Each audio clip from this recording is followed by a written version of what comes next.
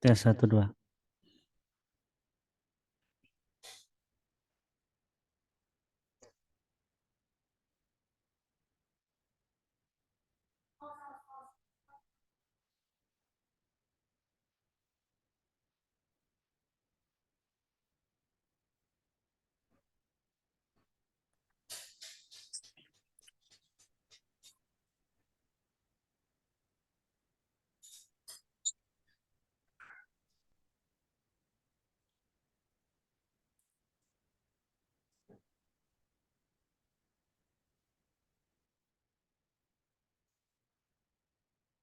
Malam, Pak. Selamat malam. Ya, lagi di luar saya, Pak. Bapak sambil jalan Makanya aja. boleh, Pak. Nanti di recording, nanti di Oh, ya, upload siap. nanti. Nah, Nah,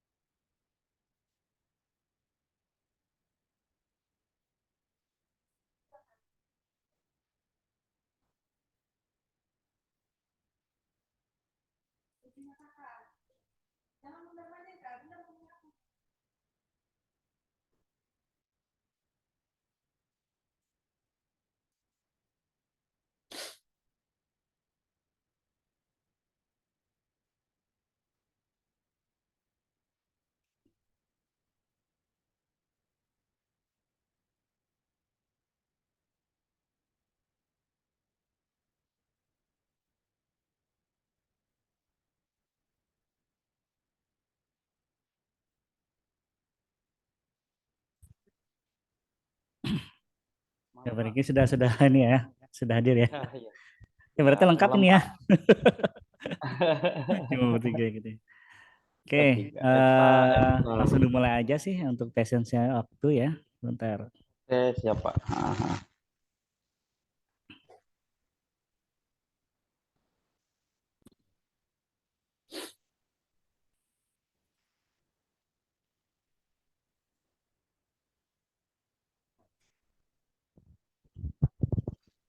Mungkin sudah muncul ya di layar.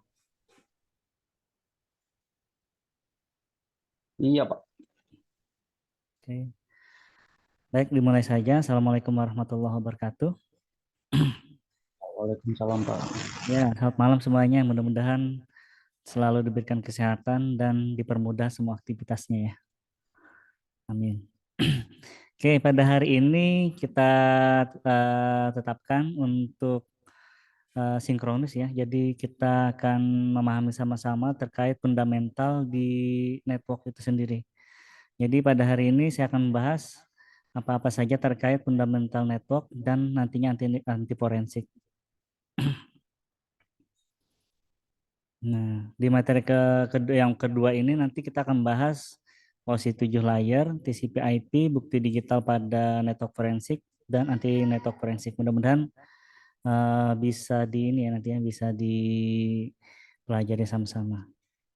Ada beberapa materi yang memang saya hapus ya untuk pendalaman, tapi terkait semuanya akan saya rangkum lebih ringkas lagi. Oke, mungkin sudah memahami kemarin terkait network forensik ya. Ini ya.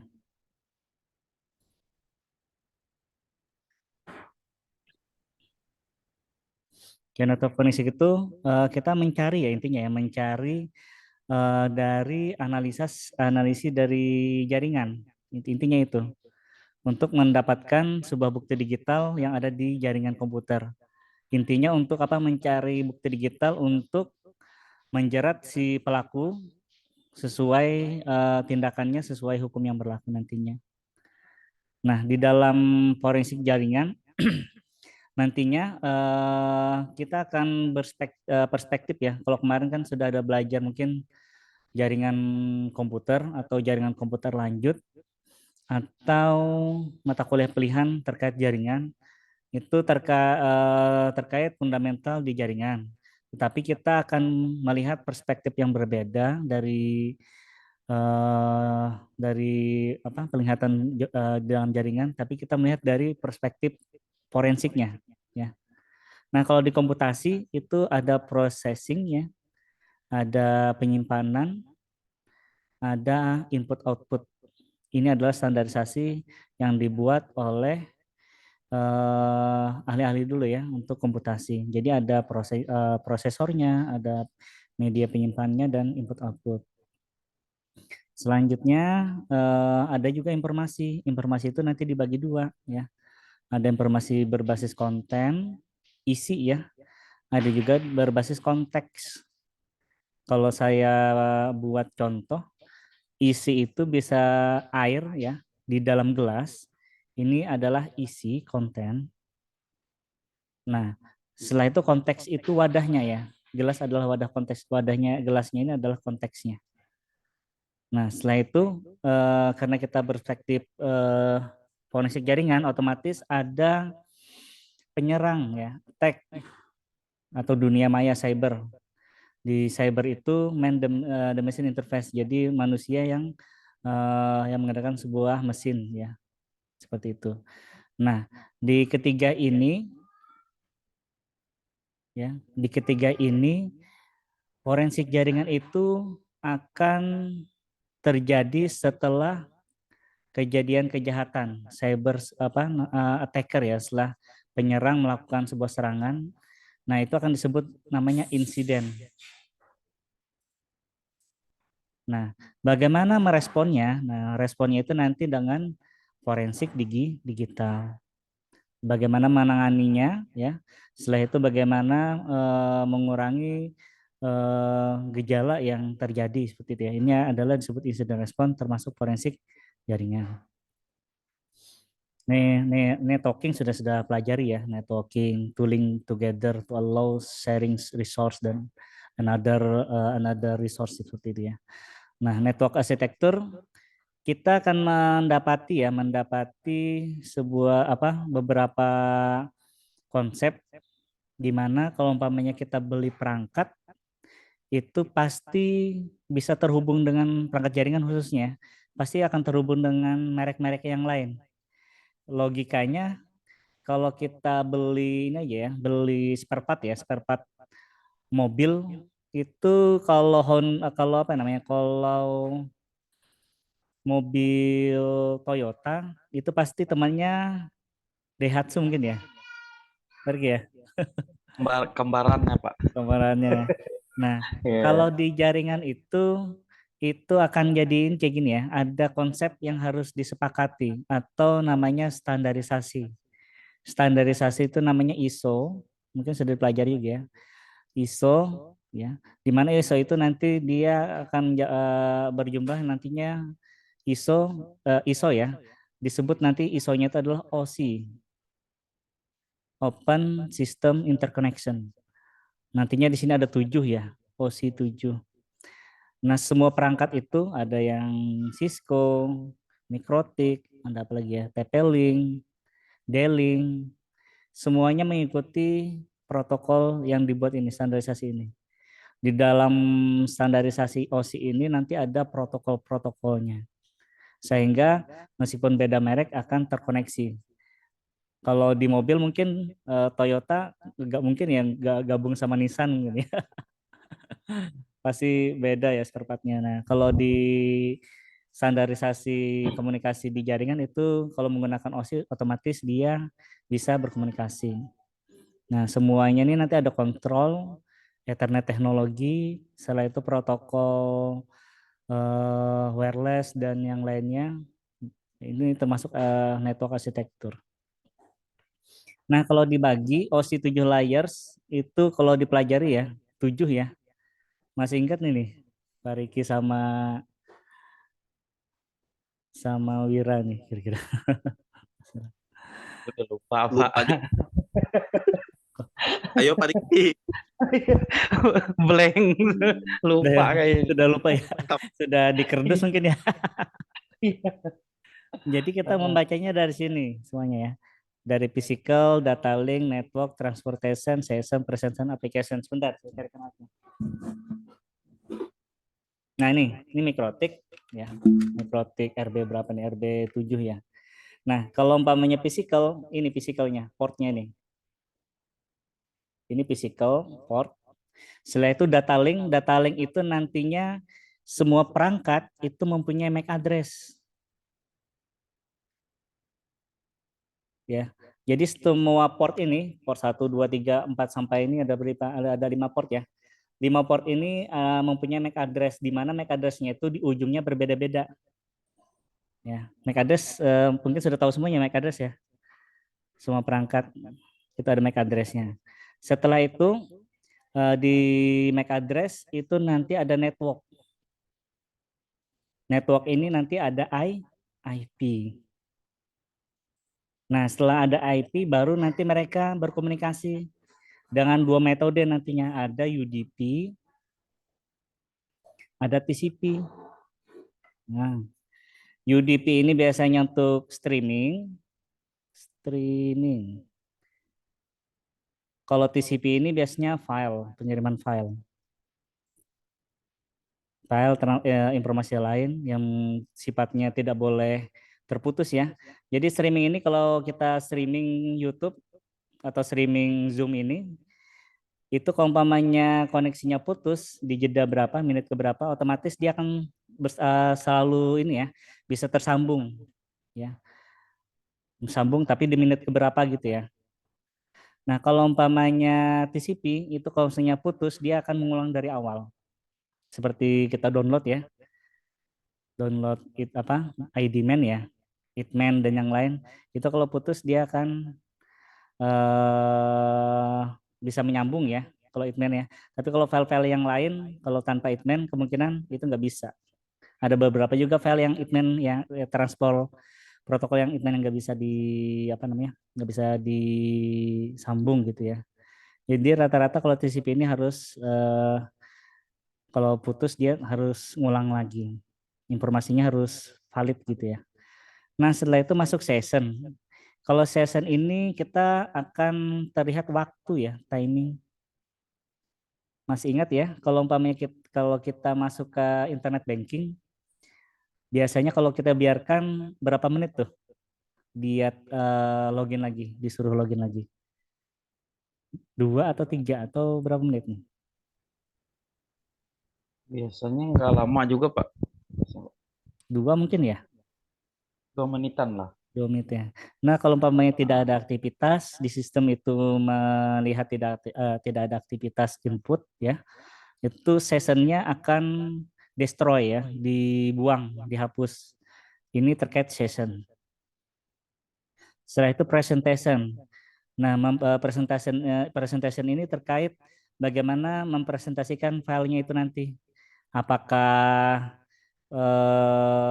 secara aman atau tidak aman? Kalau aman kan dia harus menggunakan enkripsi ya, biar pesannya tidak terbaca. Biasanya di sini nanti ada SSL, TLS dan yang lainnya. Nah, yang terakhir ini adalah application. Application ini contoh web ya. Web itu namanya HTTP protokolnya. HTTP apalagi ya. Setelah itu FTP protokol transfer protokol. Nah, semuanya ini dari awal sampai akhir harus dilalui ya.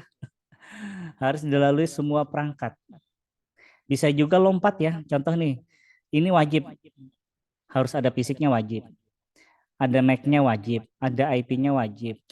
TCP UDP ini tergantung ya, mau pokoknya wajib juga tapi tidak serta-merta keduanya dipakai. Terkadang TCP aja ya atau UDP kalau video.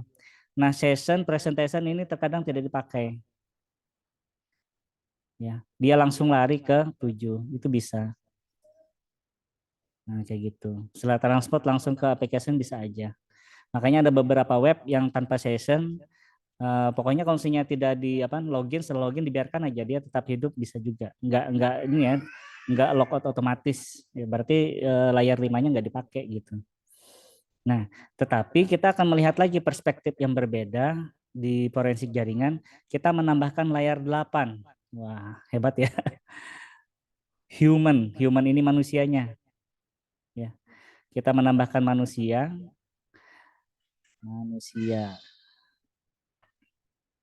Manusia artinya pelakunya ya nanti ya di sini.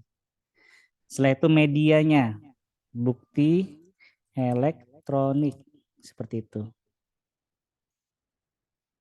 Nah, ini yang kita jadikan sebagai perspektif dari forensik jaringan. Kalau ditanya berapa OSI 7 layar dalam perspektif forensik jaringan? Otomatis 7 ditambah 0 dan 8. Itu jawabannya. Nah, we have Jadi modified. 9 apa 8? Iya.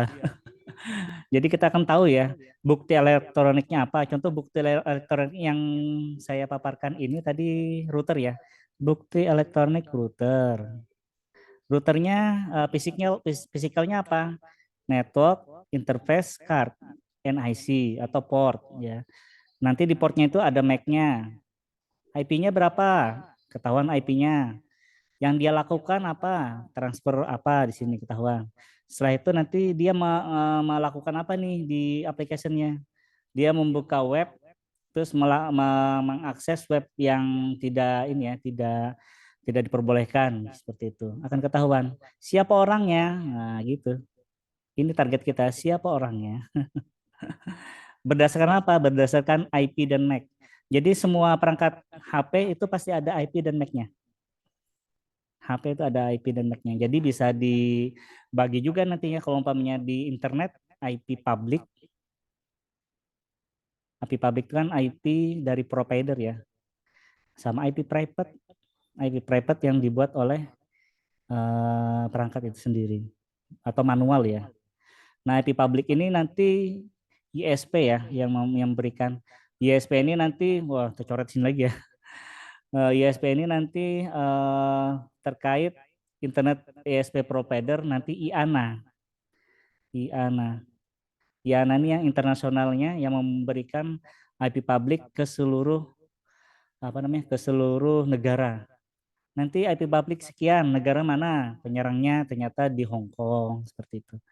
Akan ketahuan nanti IP publiknya seperti itu. Ini tugas kita seperti itu ya, mencari pelakor gitu ya. Oke, selanjutnya ini sudah dijelaskan tadi ya. Nah, ini sudah dijelaskan kan physical itu Ethernet. Data link tadi kita sebutkan bisa MAC address, ARP, PPP. Ini semuanya MAC address dari data link. Network, ya setelah itu transport TCP UDP, session itu nanti waktu tadi ya. Setelah itu presentation MIME, MIME ini SSL TLS juga, setelah itu application HTTP, DHCP dan yang lainnya. Nah, mohon diingat-ingat nih ya, gak usah dihafal. Nah, physical data link, network, transport, session, apalagi session, nah lupa kan session, presentation, application seperti itu. Nanti diingat-ingat aja ya. Nah, dari 8 ya, dari OSI, kalau OSI kan 7, tapi dari perspektif forensik itu ada 8 ya. Konten itu ada di layar 4. Layar transportation ini tadi ada TCP, ada UDP, dan application ini web ya. Contoh HTTP aja deh, nggak usah terlalu banyak ya. HTTP dan yang lain. Nah, ini adalah konten yang bisa kita tangkap ya.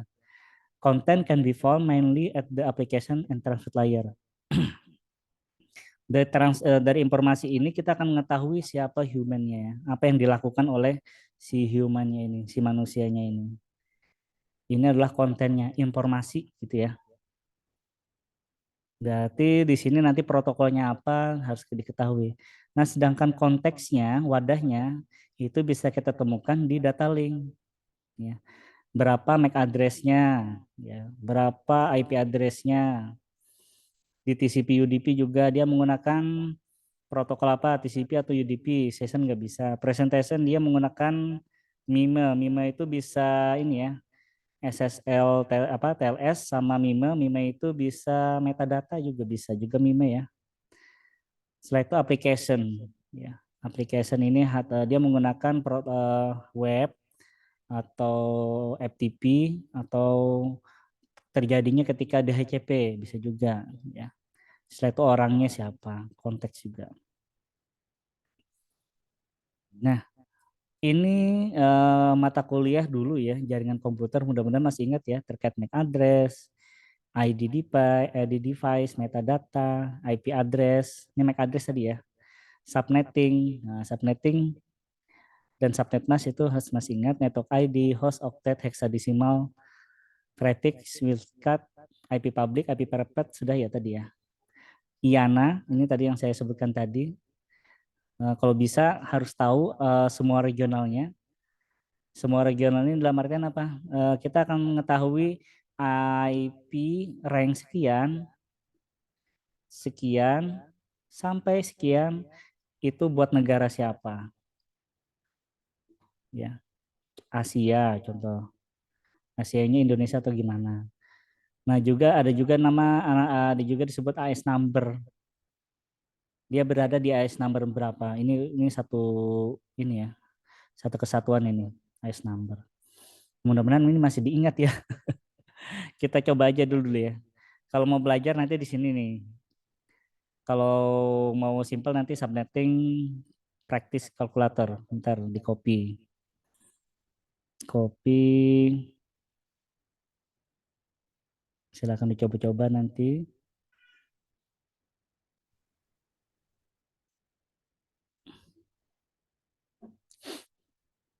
Kita lanjut. Nah, contohnya nih subnetting seperti apa yang terjadi dalam sebuah network address ketika IP-nya 192.168.1.25. Saya ganti aja ya 25-nya. Sebentar.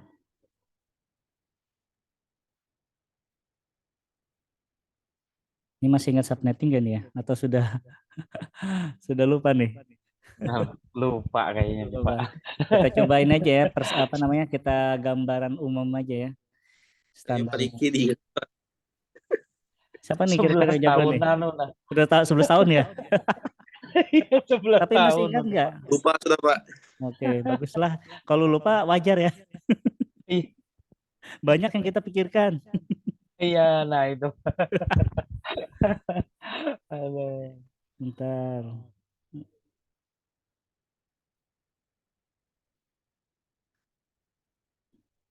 Bisa nulis ya?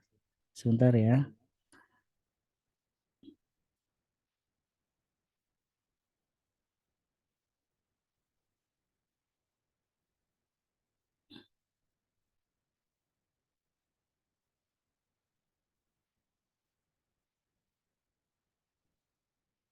Oh, hang ya, sebentar.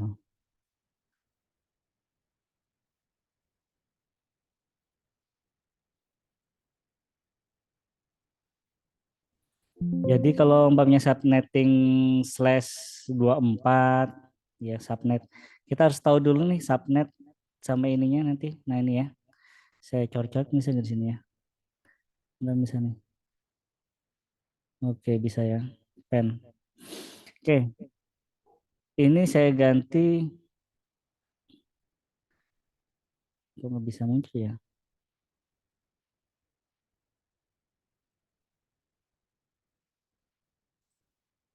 /25 ya. Saya ganti coba /24 standarnya ya. Standar slash apa kelas C biasanya. Bentar, ini kok error ya. Oh ini mungkin. Nah,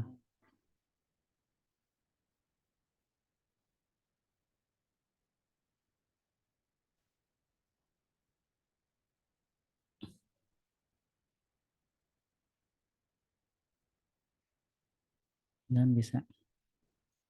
Oke. /24 ya, ganti /24.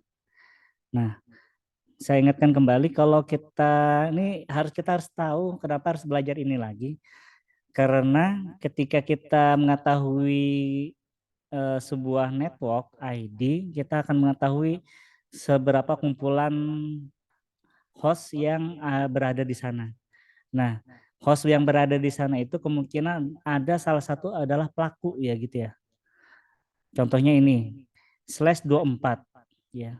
/24 itu hostnya masih ingat 254 ya. Jadi IP address yang bisa dipakai itu 254. Nah, yang saya bilang tadi, kalau umpamanya semua komputernya jalan 254, itu salah satunya adalah pelakunya, kemungkinan seperti itu ya.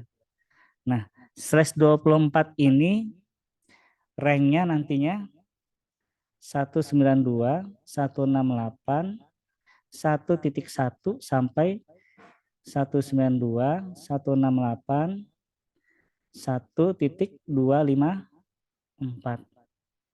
1 sampai 254. Di mana di sini host aktif ya, host. Di mana host aktif ini yang bisa dipakai itu ada network ID. Network ID. Nah, network ID-nya itu 192, saya kasih singkat aja 168, ujungnya adalah 0. Ini adalah network ID. Setelah itu ada juga broadcast. Broadcast. Broadcast-nya adalah 192, 168, 1.255. Enaknya itu seperti ini. Kalau kita beli SD card itu kelipatannya seperti ini ya. 1, 2, 4 ya. 4, 8, berapa lagi? 16, 1632 Pak. 32, 64, 64. 128 ya. 256. Nah, 256. ini ya. Betul ini ya. Nah, slash 24 itu sebenarnya diambil dari sini. Di mana 256 itu dikurang ya, dikurang saya kasih means, dikurang network ID, NID dan broadcast. Sehingga nilainya jadi berapa? 2, 5, 4. Nah, ini pas ya, sama ya? Nah, sama. Nah, di dalam blok itu, di dalam blok IP, ini blok IP, contoh, total blok itu jumlahnya adalah slash 24, satu blok, ini satu blok. Di mana jumlah satu blok itu tadi 254. 254. Contohnya di sini 192, 168, di sini bloknya 1.1 ya, slash 24. Nah, kalau umpamanya kita ganti slash 23, ya, apa yang terjadi pada blok tersebut? Yang berubah nantinya 192, 168, yang berubah adalah 2 di sini. Titik, ujungnya berarti ya, 254. Slash 23. Seperti itu. Jadi satu blok itu kalau slash 24 itu dari 192 dari 1 sampai 254. Nah, kalau slash 23 dari 23 ya. 1.1 sampai 2.254. Ada perubahan di duanya ya. Oktet ketiga. Jadi kayak gini. Ini oktet pertama, oktet kedua, oktet ketiga, oktet keempat. Nah, kalau umpamanya satu blok itu 1 sampai 254. 1 di sini sampai 254. Tetapi kalau slash 23 itu dari 1 berubah menjadi sampai ke 2 nantinya, lompatnya ke 2 nantinya. Itulah rank IP hostnya. Nah, kalau slash 23 otomatis jumlahnya 254 aja kisaran 500 ya. Kita anggap aja setelah 256 berapa nih? 256 memori itu biasanya 5 512 Pak. Nah, 512. Otomatis dikurang 2 lagi ya. Network ID dan broadcast. Total 510. Otomatis slash 23 itu jumlahnya adalah 510 host. Nah, kita akan mengetahui nih slash 23 510 host. Kita harus mencari satu-satu ya. Apa yang dilakukan oleh tersangka ya. Tersangka ketika dia aktif di jam berapa atau kejadiannya jam berapa, seperti itu. Biasanya kalau kejadian itu pasti ketahuan IP-nya berapa. Itu gampang loh. Yang penting kita tahu dulu siapa yang melakukan dan siapa yang ditarget, seperti itu. Ini nanti tersimpan ya hasilnya. Oke, contohnya aja di sini. Ini slash 30 ya. Yang bisa menjawab di kelas mana ya? Di kelas reguler itu cuma 1 orang. Setelah itu ini juga saya coba membuat soal ini, saya kasih ke ke Kominfo Katingan. Mereka kan mencari tenaga ahli ya terkait jaringan ya. Saya buat soal ini yang bisa cuma 2. Nah, ini jawabannya gini, 10 10 10 A/30. 30 itu hanya 2 komputer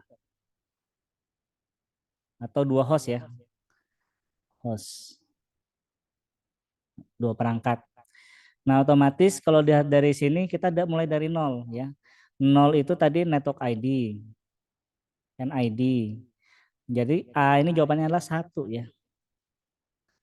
B ini otomatis 2 karena dia 2 user. Nah, ini sudah beda ini lagi ya, beda segmen ya. Tapi terlihat hampir sama. Hampir kalau umpamanya saya dulu dari saya awal mempelajari jaringan, kayaknya ini satu jaringan, ini ternyata beda ya. Ini sudah beda jaringan, beda segmen. Nah, ini 2 ya, otomatis network ID di sini NID-nya 1 2 3 ya. 3. Jawabannya di sini adalah 4. Di sini jawabannya adalah 5. Broadcast-nya berapa? 6 broadcast. Nah, jawabannya seperti itu. Nantinya kalau ada soal di sini ada pelaku ya. Targetnya berapakah IP target? Berapakah IP pelakunya? Seperti itu nantinya. Nah, tebakannya ya kalau di ujian. Ini kalau yang di IP sini, contoh di IP sini 40 254 sama 41. Satu ini adalah /24 IP yang pertama. 254 adalah IP yang terakhir. Ya. Berarti di sini nanti broadcast-nya adalah 255 yang kita tunjukkan lagi ujungnya 255 ya. Setelah itu IP network ID-nya itu 0 dipakai oleh network ID karena dia /24. Seperti itu. Mungkin sudah pusing ya. Berarti saya sukses nih mempusingkan ya. Asli pusing, Pak. Ya. Nanti dipelajari aja, nanti beberapa saya kasih video aja mungkin ya terkait perhitungan-perhitungan itu. Tapi kalau umpamanya sudah paham, perhitungannya akan sangat gampang ya. Tinggal dinalar aja, penalarannya saya bilang tadi seperti ini. Saya belajar dari sini, 1, 2, 4, 8, 16, 32, 256, 512. Kalau /24 itu 256. /23 itu 512.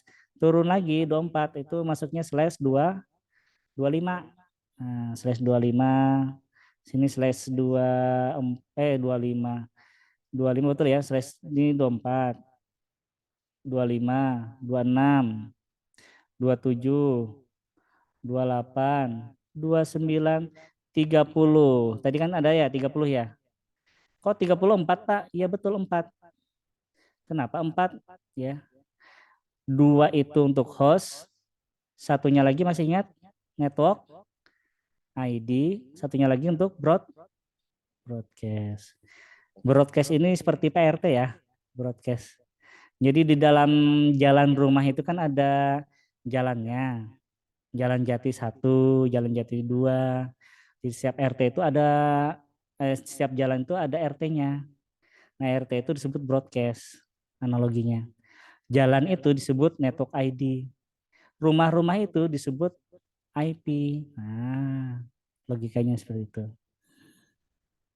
Nanti ya, belajar kembali. Nah, yang kita cari sebenarnya 3 ya, secara global. Ini sudah mungkin berapa? 4 menit lagi. Nah, kita bisa mendapatkan bukti itu di network. Di sini tadi di layar berapa network transmission? Di layar transport ya. Transport. TCP, UDP. Ya, transmissionnya ketika mengirimnya menggunakan TCP atau UDP seperti itu. Volatile ini kalau saya bilang RAM. RAM ini kalau volatile, silakan nanti di apa namanya dicatat nantinya. Volatile ini ketika listriknya diputus, memori yang ada di dalam itu hilang. Logikanya ya, secara singkatnya seperti itu. Ketika tidak ada arus listriknya, isi di dalam memori itu akan hilang, disebut RAM.